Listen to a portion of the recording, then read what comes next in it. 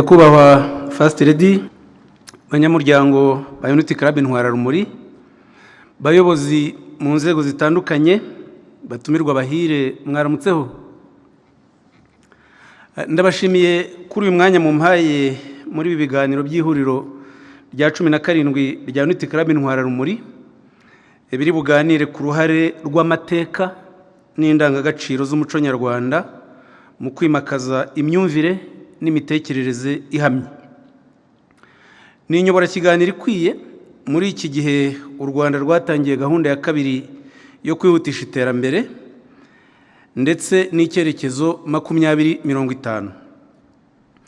Gahunda 2050 iteganya ko kubaka u Rwanda twifuza rufite iterambere rirambye bikeneye kubakira ku muco nyarwanda no ku ndangagaciro zawo, ikabivuga muri aya magambo: u Rwanda rwahisemo ibintu bitatu: kuba umwe, gukora neza inshingano no kureba kure, ari nabyo bishimangira uburyo budasanzwe bwo gukora. Kubasha gukora neza inshingano twahawe ni indangagaciro y'ingenzi. Aya mahame uko ari atatu ni ingenzi mu miyoborere y'u Rwanda. U Rwanda rufata umuco n'indangagaciro byarwo nk'umusingi ruzubakiraho mu kugera ku iterambere ry'imibereho myiza n'ubukungu bw'abaturage. Ibi tubisanga ku rupapuro rwa 50 rw'inyandiko ikubiyemo icyerekezo 2050, kubakira ku muco n'indangagaciro z'umuco nyarwanda, ubwo na kirazira zirimo. Igihugu giteguriye gahunda cyarebye kure, kuko mu mateka y'u Rwanda indangagaciro na kirazira by'umuco nyarwanda nibyo byatumye u Rwanda rubaho mu binyejana byinshi. Ntabwo u Rwanda rwigeze na rimwe ruheranwa n'ibibazo, kandi iteka rwishakagamo ibisubizo bishingiye ku muco. Duhereye ku rugamba rwo kubohora igihugu no kwiyubaka k'u Rwanda nyuma ya Jenoside yakorewe Abatutsi, byashingiye ku ndangagaciro nyarwanda. Benshi bajya batubaza bati indangagaciro ni iki, harimo iki? Ariyo mpamvu ngira ngo mvuge zimwe na zimwe, kuko murasanga ari indangagaciro tubana nazo umunsi ku munsi kandi zituyobora: ishyaka, ubutwari, gukunda igihugu, ubwangamugayo, ubumwe, ubudaheranwa, ubufatanye, ubupfura, ubwitange, ubugabo, ubucuti, ubuvandimwe, ubugwaneza, ubwitonzi, ubwizerane, ubudahemuka, ubusabane, ubuntu, ukuri, ubushishozi, umucyo n'izindi. Dushobora gukomeza. Indangagaciro z'umuco nyarwanda zirimo byinshi kandi byiza, nazo zayoboye igihugu ubuzima bwose. Gushyira mu bikorwa izi ndangagaciro byashobotse kandi bishoboka kuko abanyarwanda bazihuza na za kirazira cyangwa se imiziro. Nayo muri iyo miziro harimo kurwanya no kurinda amacakubiri, ivangura, urwango, ishyari, ubutindi, ubuhemu, ubugwari, uburiganya, ubunebwe, ubusambo, ubuhubutsi n'izindi. Nazo twagira nyinshi.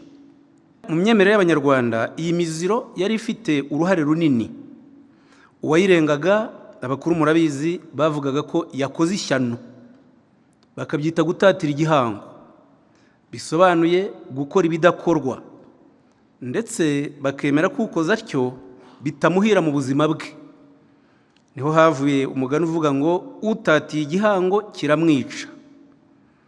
Birumvisha uburemere n'umwanya ukomeye abanyarwanda baha kandi bahaga indangagaciro z'umuco wabo mu buzima bwabo bwa buri munsi.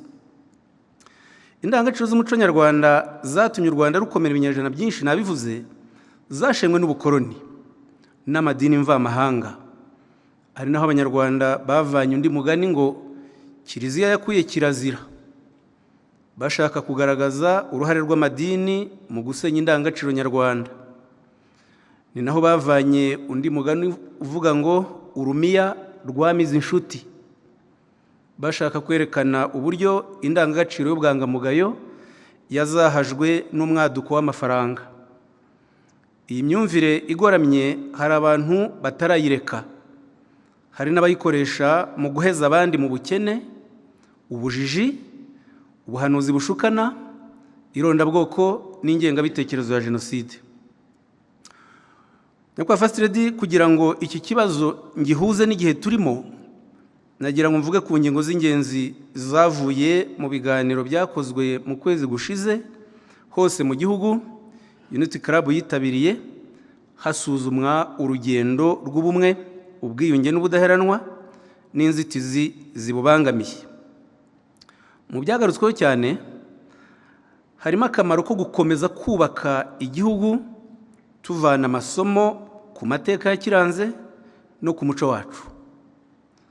Hanagaragajwe ikibazo cy'imyumvire idahwitse igira uruhare mu kudindiza ubumwe, ubudaheranwa, iterambere n'imibanire y'Abanyarwanda. Iki kibazo cy'imyumvire idahwitse cyagarutse kenshi. Mu nzego zose hari abantu bagifite imyumvire idashaka guhinduka, itsimbaraye ku mateka y'imitegekere y'igihugu ku butegetsi bwa Repubulika ya mbere n'iya kabiri.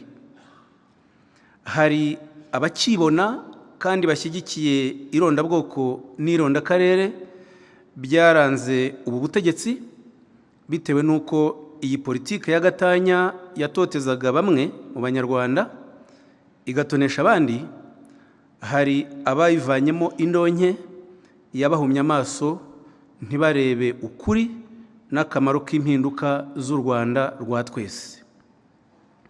Aha niho hava imyitwarire ya bamwe yo gutinda kwakira impinduka zazanywe na FPR Inkotanyi, bakarangwa no kutagira umwete n'umurava byo gukora ibirenze ibisanzwe, ndetse n'abayobozi bataragira imyumvire mpinduramatwara kandi aribo bari ku isonga mu guhindura abaturage no kubaganisha ku iterambere.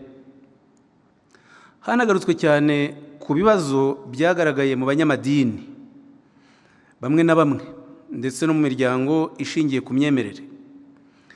Icya mbere cyashimangiwe ni ukugaruka ku ndangagaciro z'iyobokamana mu muco nyarwanda, zerekana ko mu myumvire n'imyemerere y'Abanyarwanda kwemera Imana bijyana no gukunda umurimo no kwiteza imbere. Ibi ni ukuri kuko iyo usuzumye imigani myinshi y'umuco nyarwanda, hari myinshi iha umwanya ukomeye indangagaciro yo kwitangira umurimo. Nicyo Abanyarwanda bavugaga mu migani imwe n'imwe, nk'uvuga ngo Imana irafashwa, bashaka kuvuga ko ntawe Imana igira icyo ikorera adashyizeho ake, ko nta wicara ngo ibimutunga byizane atabikoreye. Abanyarwanda kandi bavuga ngo Imana iraguha ntimugura, bashaka kuvuga ko Imana itanga ku buntu bwayo, ko nta munyarwanda ugomba kuba umunebwe ngo ategereze igihe Imana izamuhera ibimutunga, kuko icyo gihe nta muntu ushobora kukimenya. Bacaga n'undi mugani uvuga ngo Imana uyambariza ku ishyiga ikagusiga ivu, bashaka kuvuga ko ibitunga umuntu biva mu mbaraga ze, biva mu maboko ye, biva mu kwitangira umurimo umubeshaho, ko bitava mu bunebwe no gusenga Imana byonyine.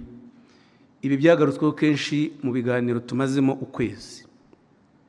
Icya kabiri kibanzweho mu bibangamiye ubumwe n'ubudaheranwa by'Abanyarwanda ni abakoresha umwambaro w'idini bigisha irondabwoko, ubwambuzi bushukana, babizeza ibitangaza n'ijuru, gupfobya no guhakana Jenoside yakorewe Abatutsi no gusebya ubuyobozi bagamije kubwangisha abaturage. Hanagarutswe cyane ku mbuga nkoranyambaga zabaye umuyoboro w'ingengabitekerezo ya Jenoside, gukwirakwiza impuha, gusebanya, gutukana, imvugo z'urukozasoni n'ibindi. Hari kandi ikibazo cya bamwe mu bahamwe n'icyaha cya Jenoside yakorewe Abatutsi barangije ibihano, batari bakosoka ngo bumve uruhare rwabo mu kubaka umuryango nyarwanda. Muri aya mezi 3 ashize turagenda tubona ingero zahongeye kuba ubwicanyi bwibasira abacitse ku icumu rya Jenoside yakorewe Abatutsi, kandi bamwe mu babikora ugasanga ari n'abagize uruhare muri Jenoside, barangije ibihano cyangwa se mu miryango yabo, n'ejo hari umukecuru biciye rukumberi, harimo no kwica ku buryo bubi cyane, bamukata umutwe bamuhamba mu ngarane iwe. Mu kwezi kwa munani twagize izindi ngero 3, aho abacitse ku icumu 2 bishwe mu karere ka Nyaruguru, undi mu karere ka Karongi ndetse na Ruhango. Nk'intwararumuri rero izo ni ingero zikwiye kutwereka ko nubwo igipimo ari cyiza, ngiye kukibaha mu kanya, haracyari ibisigisigi by'irondabwoko n'ingengabitekerezo ya jenoside dukwiye kurandura burundu. Ingingo ya 2 mvugaho ni ku gipimo cy'ubudaheranwa, noneho kigaragazwa n'ubushakashatsi bwakozwe mu mwaka ushize wa 2023 hose mu gihugu. N'ubushakashatsi bwakozwe bugamije gusuzuma akamaro k'indangagaciro y'ubudaheranwa mu gufasha Abanyarwanda gukira ibikomere bishingiye ku mateka no kwikemurira ibibazo. Ubwo bushakashatsi bwagaragaje ko 99% by'Abanyarwanda bemeje ko bashyize imbere ubudaheranwa no kwimakaza umunyarwanda kurusha ibindi byose bibatanya. Tubyumve neza, ntabwo ubushakashatsi bwagaragaje ko ubumwe bw'Abanyarwanda bugeze kuri 99%. Ahubwo 99% ni abagaragaje ko ihame ry'ubumwe n'ubunyarwanda baryemera kandi ko baharanira kurishyira mu bikorwa. Ariko kurishyira mu bikorwa no kubyemera haza ikintu kimeze nko gutandukanya. Ubu turakora ubundi bushakashatsi buzatangazwa vuba, noneho tureba igipimo ubumwe bugezweho, kuko bukorwa buri myaka 5, ngira ngo murabyibuka buheruka ni 2020, twari ku gipimo cya 94.7%. Ubu turizera yuko bishobora kuba bimaze kuzamuka.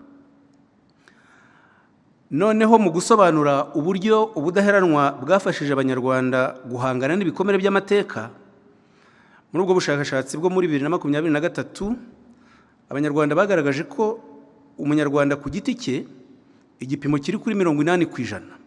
Ni kuvuga 80% ya buri muntu werekana ko indangagaciro y'ubudaheranwa imufasha gukira ibikomere, imufasha kubana n'abandi, imufasha kwiteza imbere. Ni igipimo cyiza nubwo gikeneye kuzamuka. Noneho ku rwego rw'umuryango, biramanuka gatoya, kuko Abanyarwanda bagaragaje ko igipimo cy'ubudaheranwa kibafasha gukira ibikomere ku kigero cya 77%.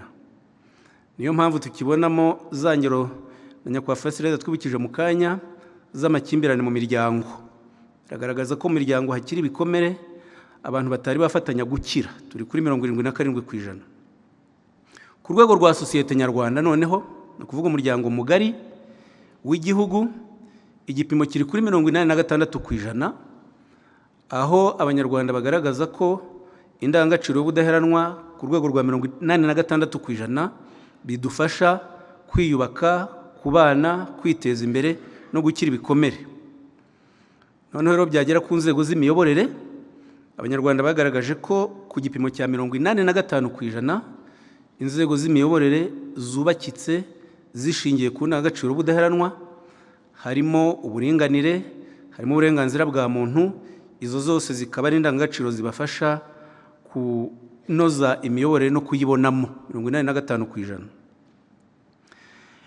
Igipimo kijyanye n'imiterere y'ingengabitekerezo ya jenoside n'ibyaha bifitanye isano nayo, nacyo kigaragaza intambwe nziza, nubwo mu kanya mbahaye ingero zibabaje ariko ntizibatera ubwoba, kuko igipimo cy'igabanuka ry'icyaha cy'ingengabitekerezo ya jenoside mu myaka 4 ishize, kuva muri 2020 kugeza 2024, cyagabanutseho 14%. 14%, ubwo ni ibyaha byakurikiranywe na RIB ku ngengabitekerezo ya jenoside mu myaka 4. Ntabwo bikunze kuboneka igabanuka ringana gutyo. Ni igabanuka ryiza ritanga icyizere cy'ejo hazaza, cyerekana cyane cyane ko urubyiruko rushyize imbere indangagaciro y'ubumwe, kubana no kubahana. Ingamba rero zikenewe ni izihe? Twese dushyize hamwe dukwiye guhindura imyumvire mu mikorere. Ibi nabyo ni ibyavuye mu bitekerezo byatanzwe mu kwezi gushize twari turimo kumwe n'ubudaheranwa. Gushyira hamwe hagahinduka imyumvire mu mikorere bihereye ku bayobozi n'abakozi ba leta. iki cyaragaragaye cyane. Abayobozi n'abakozi ba leta, imiryango itari iya leta, amadini n'imiryango ishingiye ku myemerere. Hanagaragajwe kandi icyifuzo cyo gukomeza gahunda z'igenamigambi n'impinduramatwara zo kurema mu munyarwanda imyumvire iganisha ku kwigirira icyizere, umunyarwanda kumva ko ibyo abandi bagezeho mu iterambere ko nawe natwe dushobora kandi tugomba kubigeraho nitwiha intego, umuhate n'imyumvire inoze mu byo dukora. Hagaragajwe kandi icyifuzo cyo gushyiraho gahunda ihamye yo gusubiza mu buzima busanzwe abafungwa barangije ibihano ku byaha bya Jenoside yakorewe Abatutsi no gutegura umuryango nyarwanda kubakira. Iki nacyo cyagarutsweho kenshi. Icya nyuma mu byifuzo ubwo nabishyize mu ncamake ni ugukomeza gukangurira ababyeyi n'umuryango nyarwanda kurushaho kwimakaza indangagaciro z'umuco nyarwanda, inyinshi nazibukije hano, ndetse no kubwiza urubyiruko ukuri ku mateka y'u Rwanda. Iki kibazo cy'uko urubyiruko rutabwizwa ukuri na bamwe mu babyeyi ndetse na bamwe mu barezi nacyo cyagiye kigaruka, ahanini ugasanga ni ababyeyi bashaka guhisha uruhare rw'ababo n'urw'imiryango yabo muri Jenoside no mu mateka. Izi ngamba rero zashoboka gute? Ishingiye nanone ku bitekerezo byagarutse kenshi mu kwezi k'ubumwe n'ubudaheranwa, abenshi bagarutse ku kamaro ko kwemera ukuri kw'amateka no gutandukana n'ibibi byayaranze, kwemera ukuri no kuvugisha ukuri. Kandi n'abakurambere bacu bahaga ukuri umwanya w'ibanze mu buzima bwabo, niho havuye umugani ngo ukuri guca mu ziko ntigushye, n'undi uvuga ngo ukuri gushirira mu biganiro. Kugira ngo rero bigerweho, Abanyarwanda batozaga abana akamaro ko kujya inama, bakabatoza bakiri batoya, bakabatoza akamaro ko kungurana ibitekerezo, kubwizanya ukuri, gushaka no gushimangira ubumwe, bigatuma bakura bazi ko umuntu atari nyamwigendaho. Nabyo tubisanga mu migani myinshi nk'iyikurikira: abajya inama Imana irabasanga, ababiri bajya inama baruta umunani urasana, abantu ni magirirane, umutwe umwe ntiwigira inama ahubwo wifasha gusara, n'indi. Natwe abari muri iki cyumba, ibiganiro byacu by'uyu munsi tubyubakire ku kuri, dushingiye ku bibazo bimwe Nyakubahwa Fasilidi yagaragaje n'ibyo nanjye mberetse byavuye mu biganiro Unity Club yakurikiranye mu kwezi gushize. Mu madini hari ibintu bita ko ari bitagatifu cyangwa se ko byera, nk'uko Abaporo bavuga ko bafite Bibiliya yera, Abagatulika nabo bakavuga Roho Mutagatifu n'ibindi. Abantu bose bakaba bagomba kubaha ibintu bitagatifu cyangwa ibintu byera. Natwe mu muco nyarwanda icyo twakwita ko ari gitagatifu ni ubumwe bw'Abanyarwanda. Buri wese rero akwiye guharanira ko ntawe ubwanduza ngo tumwemerere. Ndabashimiye, murakoze.